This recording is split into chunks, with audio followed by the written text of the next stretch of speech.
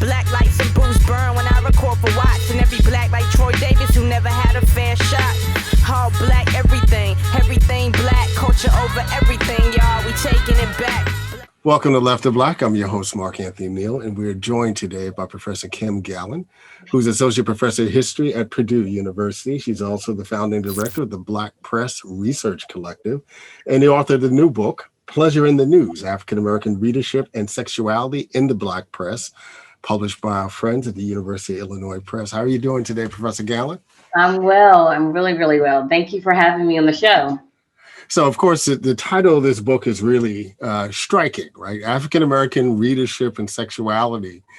And there's a way in which when we talk about the Black press now, it's almost like a quaint entity. There's so much digital presence and not necessarily coming from quote unquote Black media entities. Talk a little bit, if you will, about your interest in this larger history of the Black press, and particularly the ways that they cover sexuality. Sure. It's interesting when I first started thinking about, areas of research that I really wanted to focus on. It was always about gender and sexuality. Mm-hmm. In fact, I like to tell people that I was determined to get at a sort of significant sexual history that was much more earlier, quite frankly, in the 19th century. But when I discovered that in the Black press, there was a wide range of not only representations, but discourses about sexuality and gender that quite frankly mirror a lot of the same conversations that occur, particularly among Black people and African Americans in the United States today. So the Black press was just a rich archive, but also I was really interested in telling a different story about the Black press. We know that the Black press has been a fighting press, it's an advocacy press, it's a founding platform for discussions of Black humanity and obviously liberation and freedom. But I wanted to tell a side of the Black press that isn't typically known by just the general sort of public and then even scholars. So sex and scandal Yeah. is a part of the story that you wanted to tell. Yeah. And so much of this, of course, is about, what's happening at the beginning of the 20th century and what's really a new formation, right? The idea of a mass Black readership, right? Particularly when we consider the prior point in time, when we think about levels of illiteracy, who actually can read, right? It's a daunting challenge, obviously, for Black newspaper editors and owners, right, to identify a readership and then present what they want. And part of the claim that you make in the book, I think that's really surprising, is that they were sensitive to the fact, in some part because of a bottom line, that they had a mass reader audience that wanted all kinds of things, and they tried to present that to them. Right. So, one of the big stories out of the Great Migration, beyond people traveling and moving from, the rural side into the urban, both in the South and in the North and Midwest, is that literacy increases, right? Mm-hmm. But you also have a mass sort of Black public, if you will, that has, in greater ways, income that can be spent on things outside of the necessities of the day-to-day life. But also, I think you have the sort of converging cultural developments of urbanization and sexuality, the development of what many people term as a sexual revolution in the 1920s and 30s. And you have Black people seeing themselves as not just workers, not just people who are fighting against racism, but wanting and needing to engage in pleasure. And part of pleasure, quite frankly, is sexuality, both in reading the representations and talking about them. So, my book is called Pleasure in the News. And one of the things and the main arguments of the book is that Black people derive pleasure from reading first and foremost, but reading about sex and sexuality, about gender, and that even engage in pleasure in debating ideas around sexuality, right? You can't have those conversations in church, or they look differently in church, if you will, right? But you can do so in some ways in the newspapers.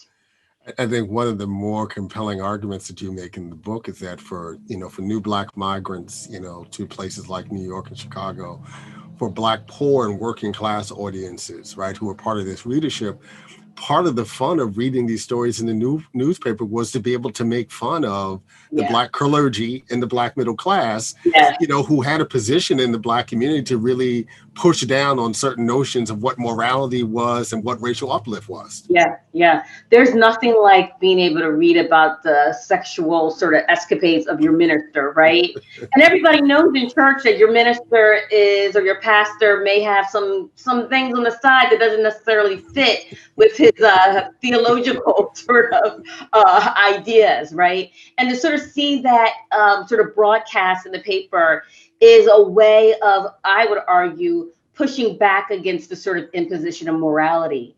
And one of the things I'm always interested in is what Black people think about outside of this sort of white context, right? There's a way that even us as historians and scholars are engaged in telling narratives about Black people's sort of struggle and resistance against a larger sort of white sort of ecosystem environment. But I've always been interested in intra-racial debates and discussions, right? Like, so what are Black people thinking about that's independent of this idea of themselves as Black in the sort of relationship of Black and whiteness, right?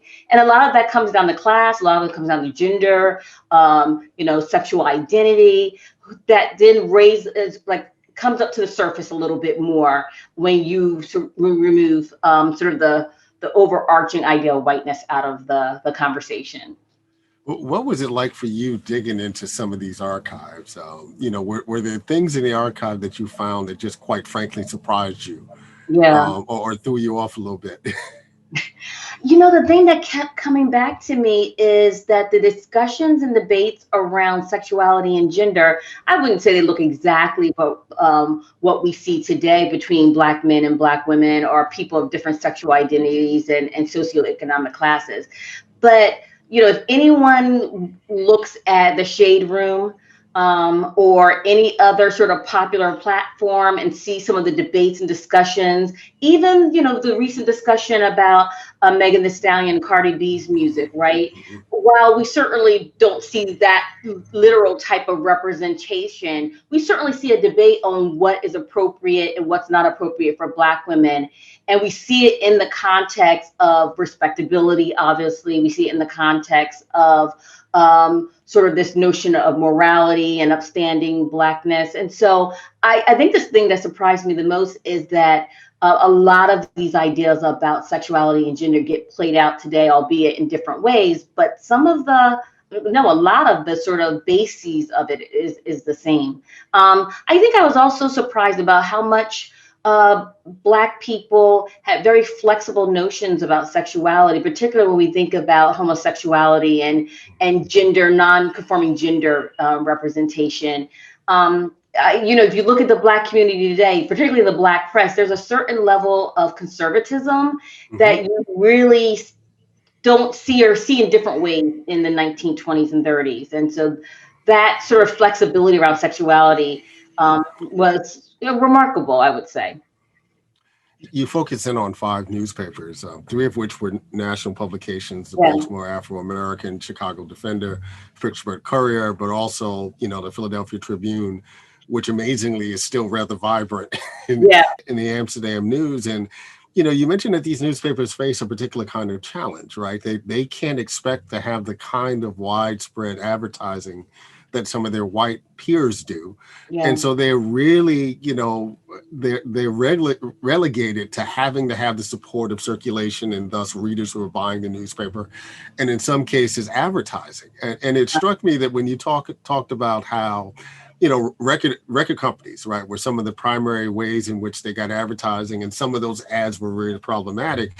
And it immediately made me think of the kind of critiques that we made of Black entertainment television going back in the 80s and 90s, and how they, basically used so many infomercials without necessarily having a sense of the larger infrastructure as to why that is. And you unpack that, very early as a challenge for Black newspapers. Yeah. Black newspapers, there was a double-edged sword in the sense that we're not tied to advertisers, right? It gives you a little bit more freedom to say things, right?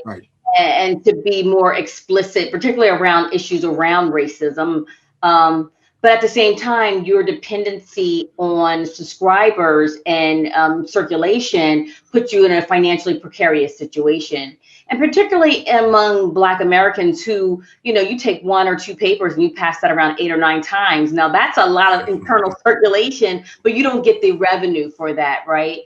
And so Black newspapers were always sort of confounded by this idea of, yes, our papers are well read, but we're not seeing the circulation in the same ways because of this sort of internal passing. And then there's a need to cater to a very broad base, right? So we have our Black middle class and elite who are certainly invested in, certain representations, but also are invested in seeing themselves represented through the society page or these other ideas about sort of class. And the frank matter is that most Black Americans read white papers more than they did the Black press. So the Black press circulated well, it did well, but for a variety of different reasons, white publications were still more heavily read and purchased among African Americans than even Black papers. And the last thing I'll say is that white papers, I'm talking about mainstream media, albeit Black Americans weren't represented as well as they should have been, they were savvy enough to have certain sections of their paper because they knew they wanted that money also, right? And so they understood that the Black dollar, the Black market was sufficient enough to actually create revenue for themselves. And so Black papers not only competed with each other, they competed with white papers also. So, when I was a little boy and honestly, well into my adulthood, if I picked up a copy of Jet magazine, the first thing I did before looking at the table of contents or anything else was to go to the beauty of the week. And you mentioned how in the book there were these several tropes that come up over and over again in these newspapers. The Black beauty queen, bathing queen, the showgirl, the chorus girl, that become ways in which we start to have these conversations communally in the Black press around issues of sexuality and particularly Black femininity. Yeah. What I found interesting, I'll go back to what you asked about what was interesting, is that, there's a lot of discussion around the cultural dissemblance that Darlene Clark Hine coined, and politics of respectability, where there's an argument to be made that Black women really shrouded themselves in these sort of cloaks of respectability. Mm-hmm. I found in the Black press that younger women were finding ways to merge this notion of respectability with sexuality, right? And that the Bathing Beauty King, which, the NAACP, these respectable organizations are sponsoring these bathing beauty contests, and these papers are featuring them. And as you might have with the Jet Beauty of the Week, men are, gazing at these women, but also women are looking at them too. Women are gazing at other women, and women are gazing at themselves and finding themselves attractive. But I don't think we can have this dichotomy of respectability and sort of, the lascivious sort of over-sexualized woman, right? I think there's this sort of mergence of these two that is being created in this sort of modern moment of what it means to be Black, what it means to be a woman, what it means to be sexual. And one of the arguments I make in a part of the book is that you can see these sort of converging ideas and tension around them via the Bathing Beauty. Yeah, and you mentioned that it's, on the one hand, it's an implicit heterosexuality, right, that's being pushed, right? And that's often countered by what you described, the predatory lesbian, right? Which puts all of that in crisis. Right, exactly. And in the same container of the newspaper, literally sometimes in the same issues, right? This notion of everything that's anti-heterosexual, anti-feminine, creates, ironically, a space for a certain type of heterosexual sexuality that women can represent in these really sort of healthy ways without being sort of accused again of a lascivious behavior or, immoral sort of constitution. Yeah.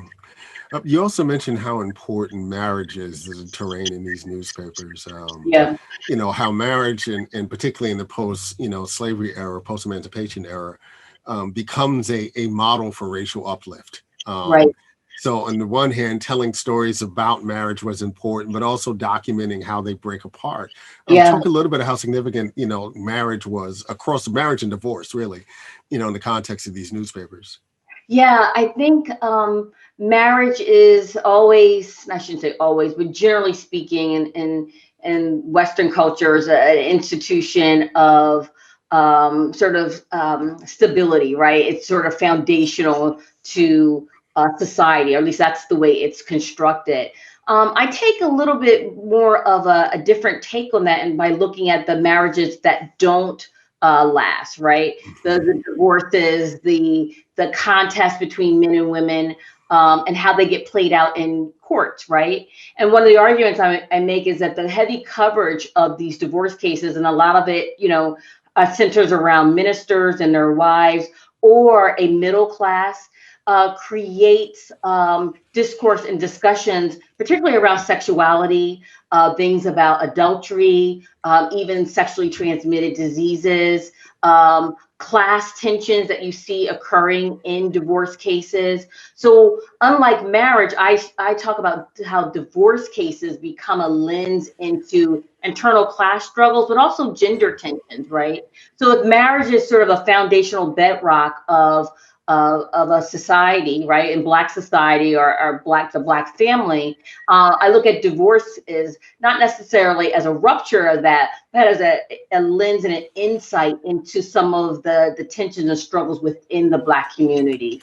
And that even being able to look at the sort of legislative or the civil processes of arguments and debates around the breakup and the discord within a union, right? Which is really what marriages are. That it's a contract and a union between two people. And so I look at divorce in that sense.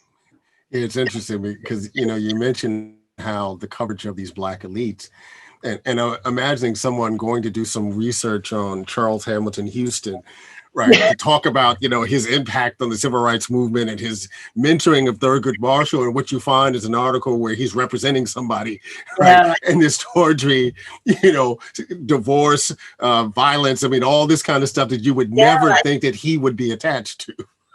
Right. And bring that forward, right? Because now there's a level of accountability and attention to people who are operating in different spheres of life, and people making the case that you can't separate them. I don't want to talk about cancel culture too much, but there's a way that you can think of Charles Hamilton Houston as being, quote, canceled once people found out that he was actually defending someone who was accused of sexual assault. Right.